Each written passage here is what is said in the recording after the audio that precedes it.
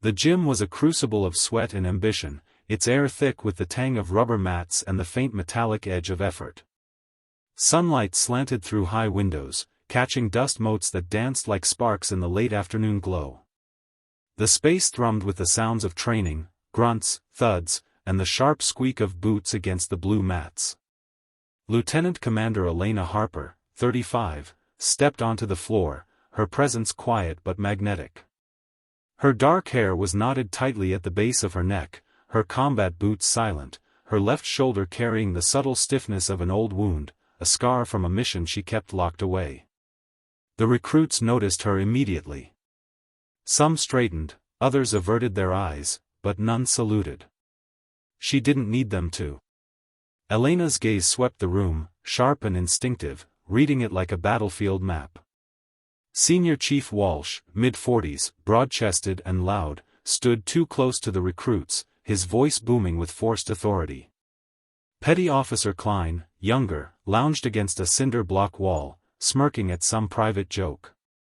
A dozen recruits grappled in pairs, their movements raw, driven by grit rather than skill. One stood out, Private Ruiz, barely 5 feet 3 inches, locked in a drill with a recruit who loomed over her. Ruiz was getting pinned, overpowered time and again, her stance crumbling under sheer size. Walsh bellowed, again, but offered no correction, no insight, just volume, as if shouting could shape technique. Elena moved closer, her steps deliberate, her eyes narrowing. She knelt beside Ruiz, her voice low but clear, cutting through the gym's din, shift your weight to your hips.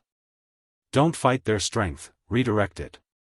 Her hands guided Ruiz's arms into a smoother arc, precise and unhurried. Ruiz nodded, reset, and tried again.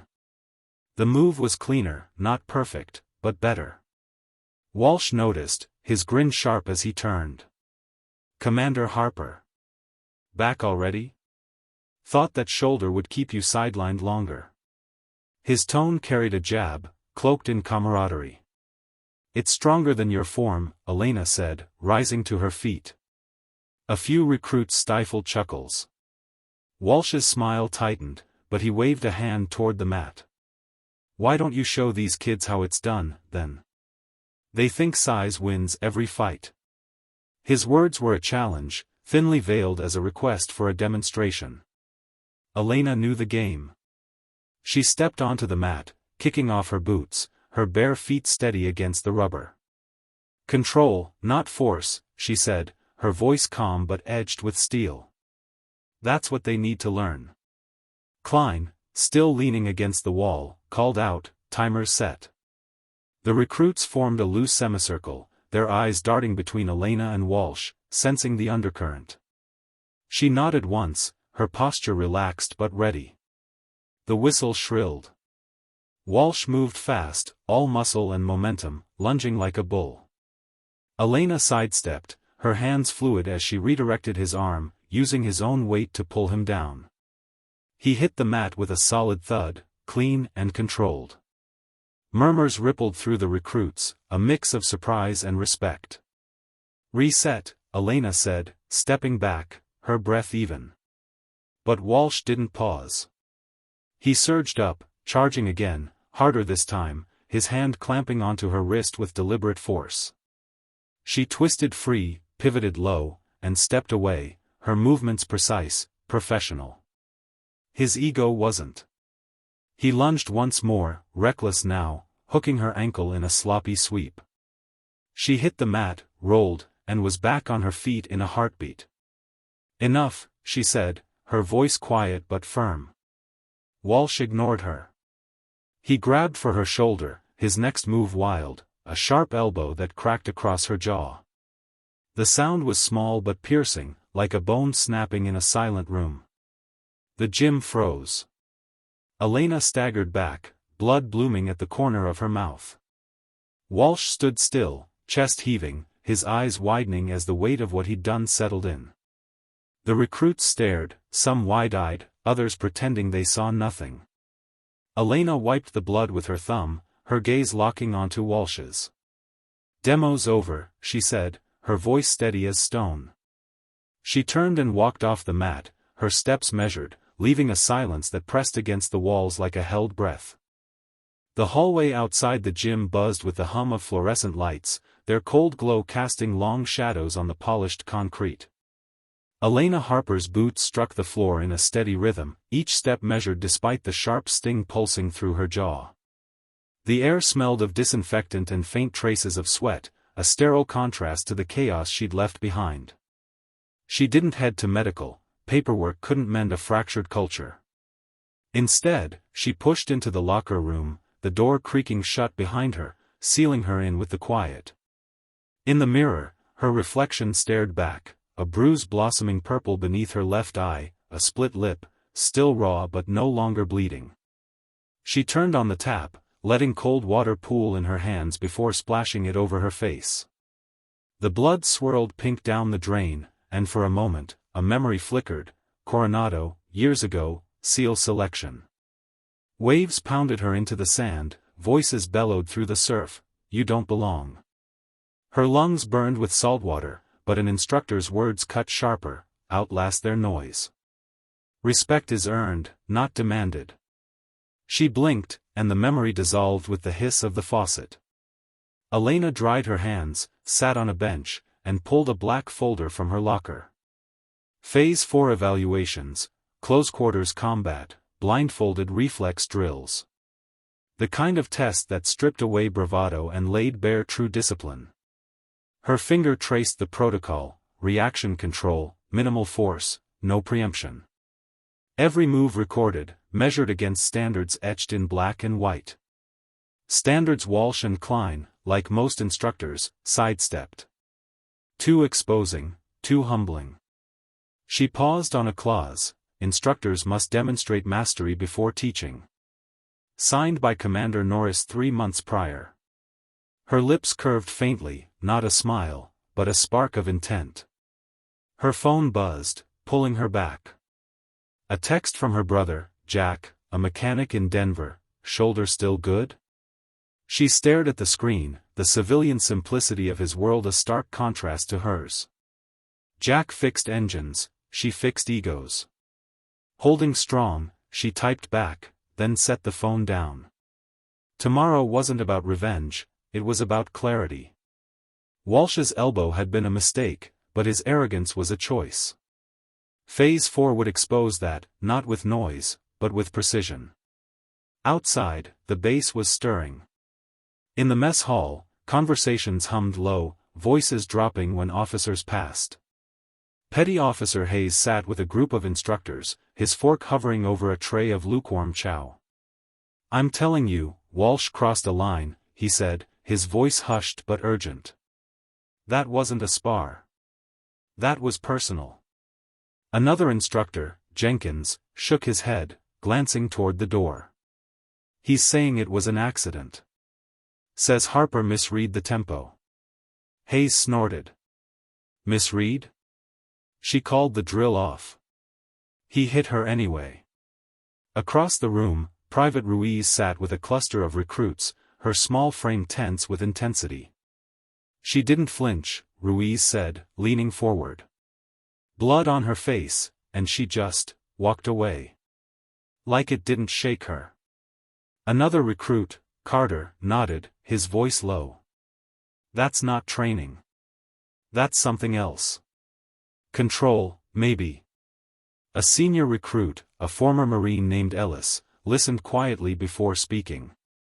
"Real operators don't need to shout. They just prove it. Harper's proving it." Back in the locker room, Elena flipped through the folder again, her eyes scanning the pairings for tomorrow's drills. Phase 4 was designed to be unforgiving, blindfolds forced pure instinct, no posturing, no anticipation. Just reaction to confirmed contact. Walsh and Klein would face it first, their responses documented, their weaknesses exposed. She closed the folder, leaned back against the locker, and let the silence settle. The bruise on her jaw throbbed faintly, a reminder, not of pain, but of purpose. Tomorrow, the mat would speak louder than any words. By evening, the base was alive with whispers, the incident spreading like ripples in still water. Recruits swapped stories in the barracks, instructors traded glances in the corridors. Walsh's name carried a new weight, not respect, but scrutiny. Elena didn't hear the chatter, didn't need to. She stood, adjusted her collar, and glanced at the mirror one last time. The bruise was a mark, but not of defeat. It was a signal. Tomorrow, she'd teach a lesson that echoed beyond the gym, a lesson in control, delivered without a single raised voice. The gym glowed under harsh fluorescent lights, the mat scrubbed clean, the air crisp with the promise of a new day. At 0700 sharp, Lieutenant Commander Elena Harper stood at the center, clipboard in hand, her black folder resting on a bench nearby. Her bruise had darkened to a deep violet, a faint ache lingering beneath her eye, but her stance was unyielding, calm, centered, like a blade honed to a fine edge. The recruits filed in, their boots scuffing softly, followed by the instructors, their usual swagger muted. Senior Chief Walsh entered last, his jaw freshly shaved, his grin forced but defiant. Petty Officer Klein trailed behind, chewing gum, his eyes darting nervously. "Morning, Commander," Walsh called, his tone dripping with false levity. "Ready for the show?" "No show," Elena said, her voice steady as granite. Phase 4. Blindfolded reflex drills. Instructors first. The room stilled, the air tightening like a drawn bowstring. Walsh raised an eyebrow, his grin faltering. "The blindfold bit?" "Reaction control," she corrected, placing 2 black blindfolds on the mat. "Minimal force, no escalation. Respond only to contact. No preemption." She scanned the group, her gaze settling on Walsh and Klein. "You're the standard. Step up." The recruits lined the walls, their whispers fading into silence. Walsh and Klein hesitated, then kicked off their boots and tied on the blindfolds, their movements stiff. Elena approached Walsh first, her hand brushing his shoulder lightly. He reacted instantly, lunging to grab her arm, a clear violation of protocol. She parried, swept his legs with a fluid motion, and dropped him to the mat. His grunt echoed as he hit the rubber. She turned to Klein, tapping his elbow. He swung wildly, off balance. She ducked, caught his wrist, and pinned him gently, her knee resting beside his chest. "Reset," she said, her voice clinical. Round after round, she ran them through the drill. Walsh overreached, his movements fueled by ego rather than precision. Klein overcorrected, his hesitations betraying uncertainty. Each time, Elena countered with surgical efficiency, using half their effort to redirect their momentum. By the 4th round, Walsh was red-faced, sweat streaking his temples. Klein's gum had fallen to the mat, his breaths uneven. The recruits watched, rapt, as if witnessing a silent sermon on discipline. Round 5. Elena touched Walsh's collarbone. He exploded forward, all force and no finesse, trying to overwhelm her. She absorbed his charge, slipped under his arm, and sent him sprawling chest first with his own momentum. She turned to Klein, tapped his lower back. He spun, his arm arcing in panic. She caught his wrist, rotated him into a standing joint lock, and held it just long enough for him to feel her control. Then she released. Elena removed their blindfolds, her expression unreadable. "Discipline is timing," she said, addressing the room. "No ego, no guesswork. Just response." She met Walsh's eyes, then Klein's. Yesterday wasn't response. It was noise. The silence that followed was heavy, the lesson sinking deeper than any strike. The gym doors banged open. Commander Norris stormed in, his uniform crisp but his expression stormy, a clipboard clutched like a shield. "Harper, this isn't a standard eval," he snapped, his shoes, polished office leather, not boots, clicking against the mat. "What are you playing at?" Elena turned, calm as still water. "Reaction control drills, sir. Blindfolded discipline assessment. Pre-authorized by your signature." She gestured to the black folder on the bench. Norris flipped it open, his jaw tightening as he scanned the protocol. Section 7, Subsection C, Instructor Evaluation Standards, his own signature staring back at him from 3 months ago. He looked at Walsh, still catching his breath, then Klein, visibly shaken. "This is about yesterday," Norris said, his voice low. "This is about standards," Elena replied. "The ones you signed off on." Norris stepped closer, his eyes narrowing. "You're using protocol to settle a score." "I'm using protocol to teach," she said, her gaze unwavering. "They need to see control, not chaos." Norris glanced at the recruits, silent along the walls, then back at her. "You've made your point. Dismiss them." Elena stepped to the center of the mat, picking up a foam core practice baton. "One more thing, sir." She tossed it underhand to Norris. He caught it, startled. "Blindfold me," she said. Norris scoffed. "I'm not playing your game, Harper." "You already are," she said, her voice quiet but ironclad. She turned to Private Ruiz, who stood nearby. "Tie it."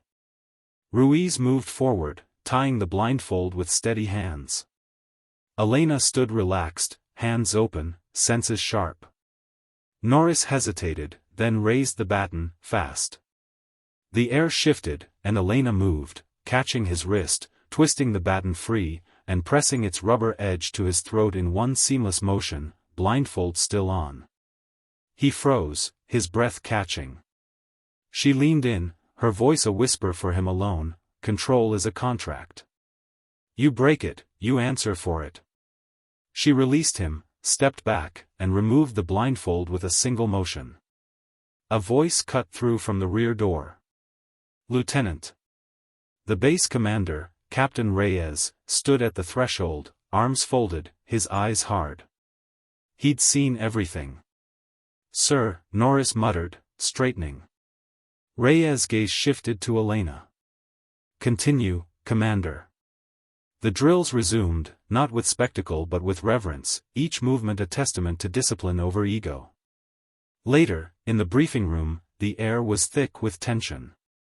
Reyes sat at the head of a long oak table, the gym footage looping silently on a screen, Walsh's elbow strike, clear and deliberate, frozen in slow motion. Elena stood calm, her bruise a quiet badge. Walsh sat stiff, his jaw flexing. Klein stared at the floor. Norris leaned forward, palms flat on the table. "Sir, yesterday was a misunderstanding. A sparring mishap. No malice." Reyes paused the footage, the frame catching Elena mid-step, blood just starting to track down her jaw. "Is this what you call controlled contact?" he asked, his voice cold. Walsh opened his mouth, then closed it. Reyes played another angle, showing Walsh's deliberate wind-up. "Chief Walsh, you struck a senior officer after she ended the drill. In front of recruits. No apology." He turned to Norris. "And you signed off on Phase 4 protocols. When did these instructors last complete their evaluations?" Norris hesitated. "I'd need to check." "Never," Reyes said, cutting him off. "I checked." He folded his hands. "What I saw today wasn't revenge, Commander Harper. It was restraint. The kind I expect from a SEAL." He stood. "Walsh and Klein are suspended from instructional duties, pending review. Norris, we'll discuss your oversight role tomorrow." He paused at the door. "Control isn't loud. It's certain." That evening, the mess hall buzzed with hushed conversations. Private Ruiz leaned toward a recruit, her voice low but fierce. She didn't raise her voice. Didn't need to. She just showed us what real discipline looks like. Across the table, Ellis, the former Marine, nodded. "The best don't prove themselves with noise. They just are." Late that night, the gym was empty, moonlight spilling through the windows in silver bands. Elena stood alone, hands wrapped, her punches steady against the heavy bag. 1, 2, pause, 1, 2, 3. The bruise ached, a reminder she welcomed. The door creaked. Ruiz stood there, hesitant but resolute. "Ma'am, thank you for showing us how to stand steady."